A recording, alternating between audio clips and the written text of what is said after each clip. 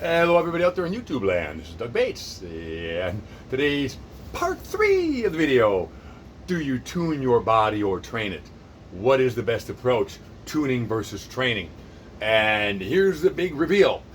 I did not wait for this reveal, by the way. The big reveal is this.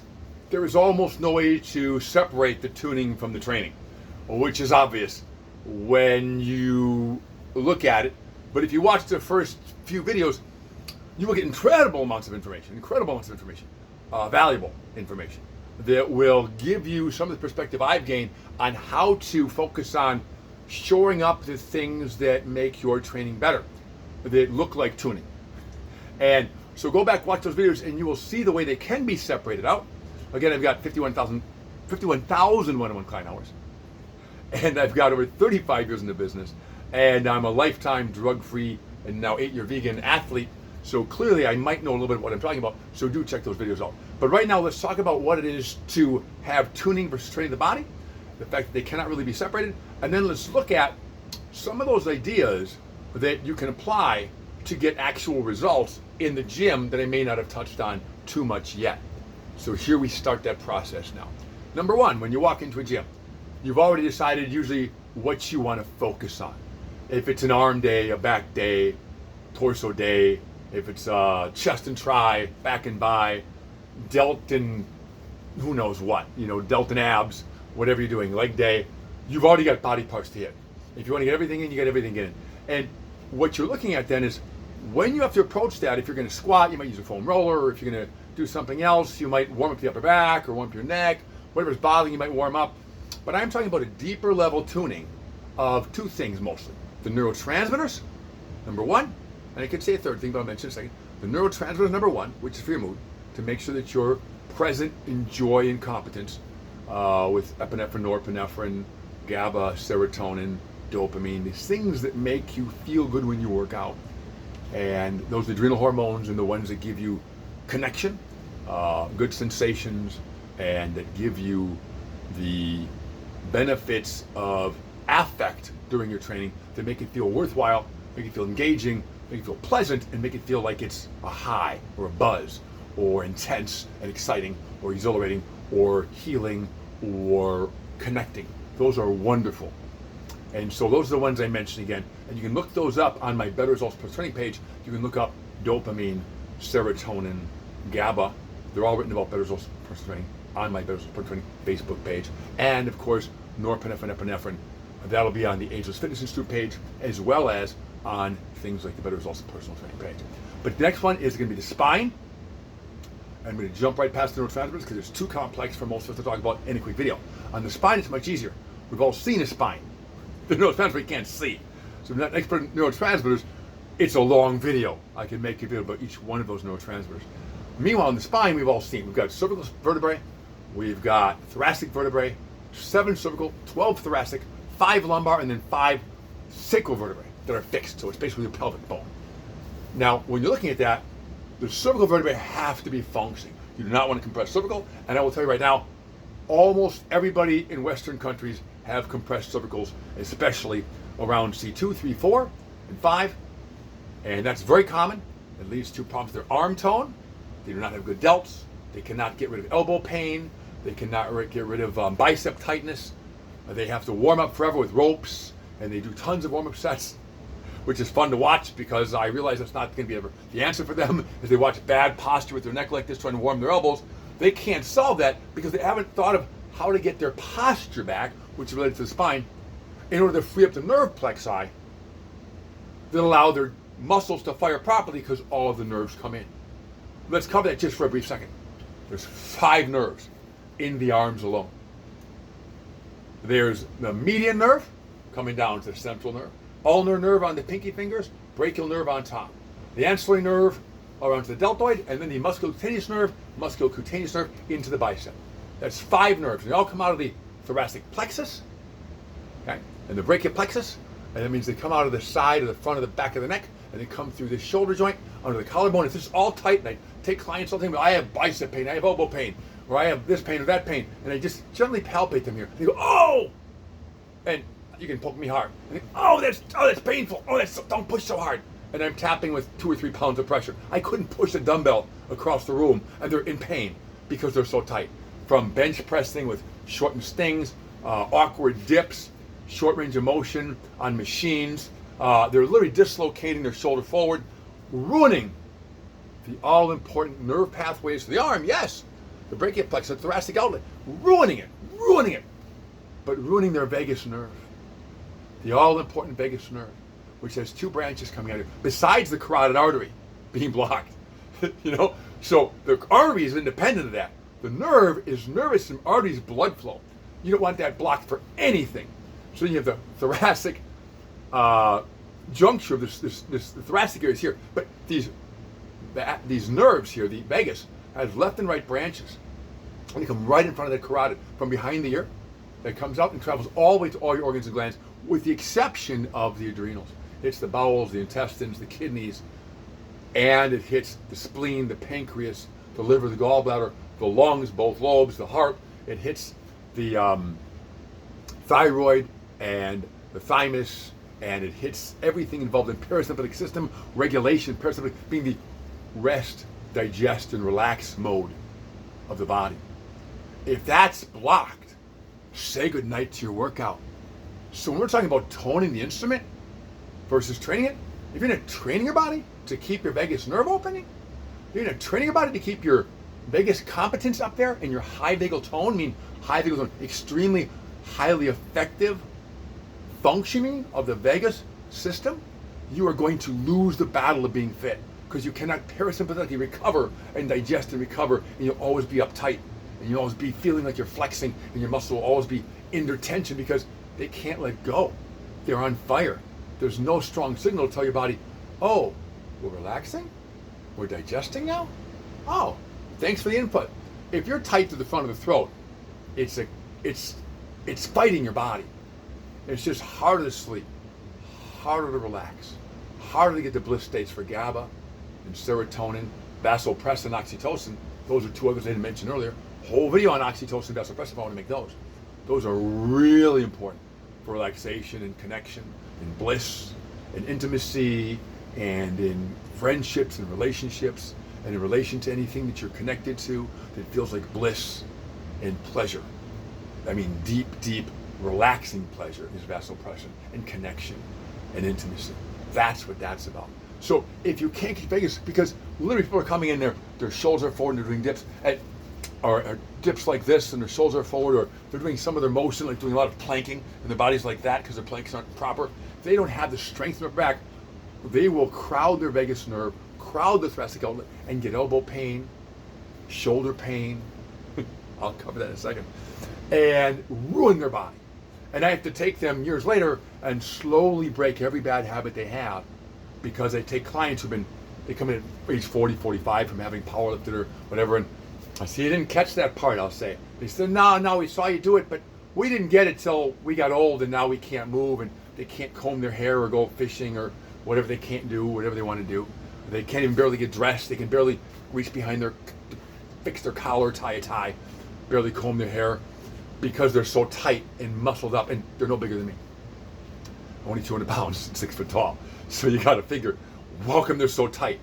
It's because they blocked all of their relaxation signals and their nerve competence through not only the vagus, but every single nerve system is broken in their body because they didn't maintain good posture and good alignment. So that's tuning the instruments. You're not too high strung. If you're a high strung instrument, you're in trouble. It won't make the right tones. It'll feel bad. Your whole tone will be off. And everything you say, you can't relax. It'll feel like you're fighting yourself all the time. Everything feels tight. Everything feels difficult. It might feel like you're always on fire, which might feel very natural to some people. Like, oh my gosh, my body feels so tight. I like it. It feels like it's flexing all the time. And they just start flexing everywhere because it feels like, oh yeah. And it feels good to flex because it does. Let's cover that for a second. Why does it feel so good to flex? There's something called myokines that the muscles release from the myocytes, which are in the muscle cells. The myocytes, M-Y-O-C-Y-T-E-S. Myocytes release myokines, M-Y-O-K-I-N-E-S. And they release feel-good chemicals, like a neurotransmitter. Every time you exercise, every time you flex, just flexing alone makes you feel good. So if you're addicted to these myokine chemicals, and most people are. You can be flexing all the time to feel them. If you have other chemicals in your body, you probably won't be chasing down the myokines. I have a nice story about that in my last ageless wellness conference I went to in Austin, Texas. And the person on stage had asked, what is that? And I said, here's the name of it.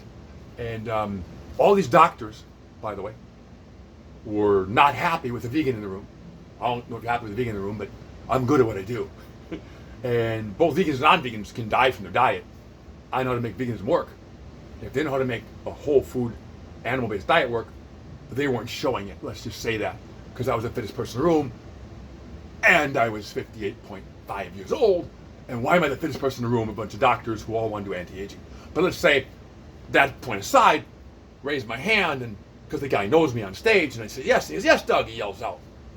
I said, that would be a myokine, and it does this, and it does this. He goes, thanks. By the way, he's a brain doctor. He's a neuroscientist. He's highly interested. He's happy to get the information. He knows me. He's happy to call on me. I'm at the back of the room. I raise my hand. I'm not shy, in case you didn't notice. And he's happy to call me and get the answer, and the crowd benefits. That part was edited out by the people who ran the conference. Literally, he's walking off stage and the video cut, and then cuts. Because they didn't want somebody showing apparently that the speaker on stage doesn't know everything. Of course not. And he's not even super famous. Great guy, great practitioner with children's psychology.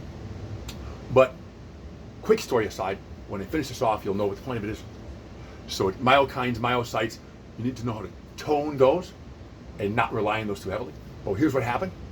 When they cut that out, I realized they're not comfortable with someone who has no notoriety. I'm not Ben Greenfield in the back of the room. I'm not Dave Asprey, who were both at the conference.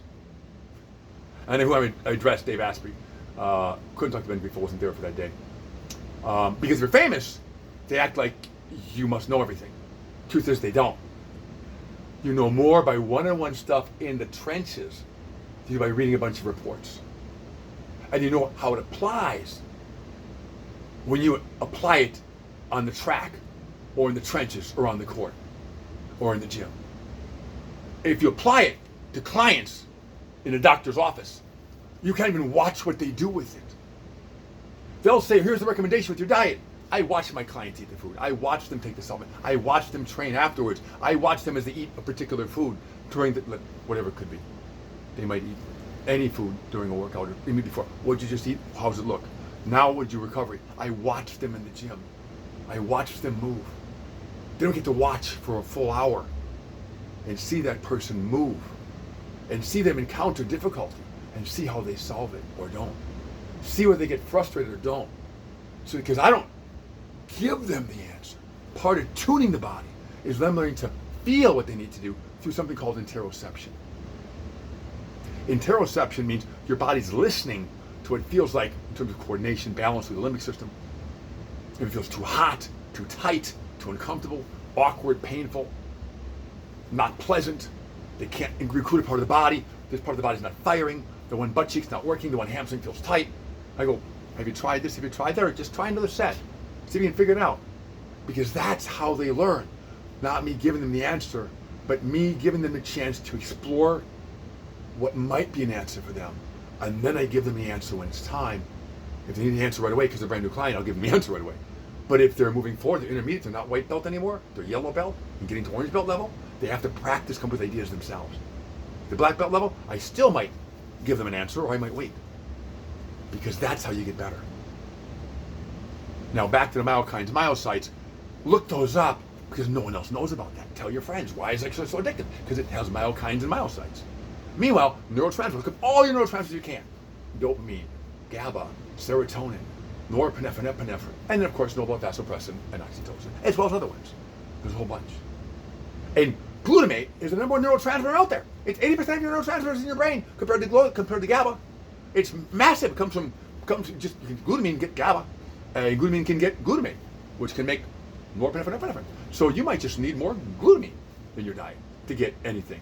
But tremendous amounts of glutamate are in the brain, but it gets used to do other things, but that's where norepinephrine, epinephrine comes from. So tuning your instrument for mood chemicals. I said I want to make a long video about that, but I figured it would be wise to cover it at this point because you might be one of those guys that really wants to challenge yourself and become extremely informed, because you're not going to get better if you don't start learning this stuff. You can't always rely on a coach to give you the words all the time. They'll point you in the right direction.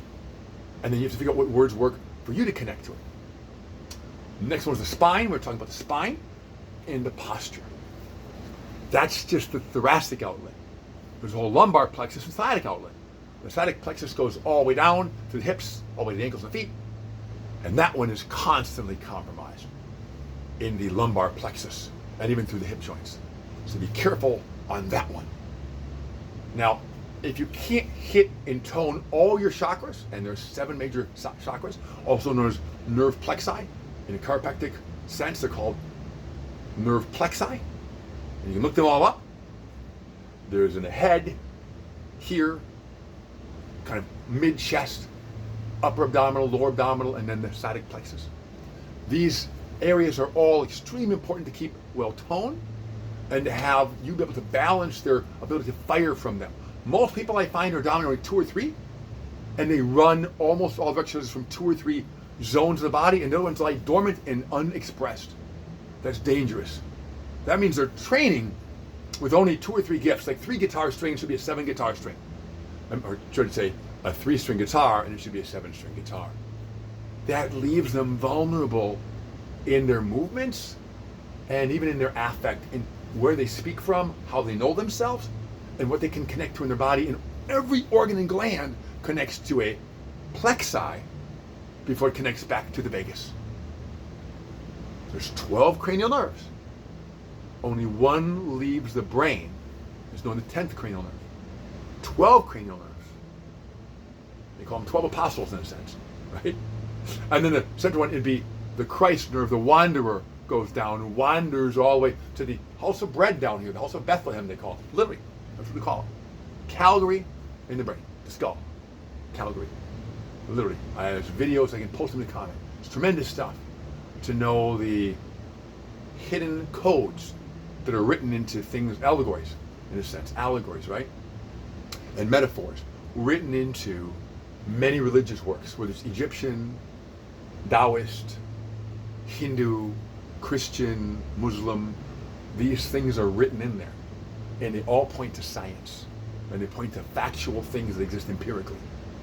At the Anti-Aging Conference again, only really 2 people wanted to talk about that. I was surprised. Everyone went to hard science.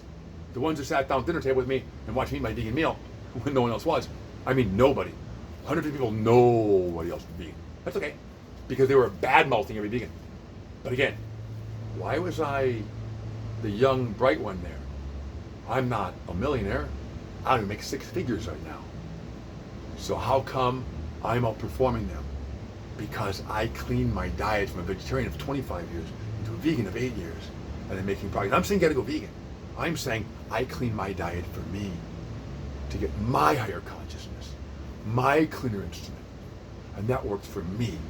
And I did it the right way. Let me see how much time I got left. I'm gonna run out of time any second, about a minute.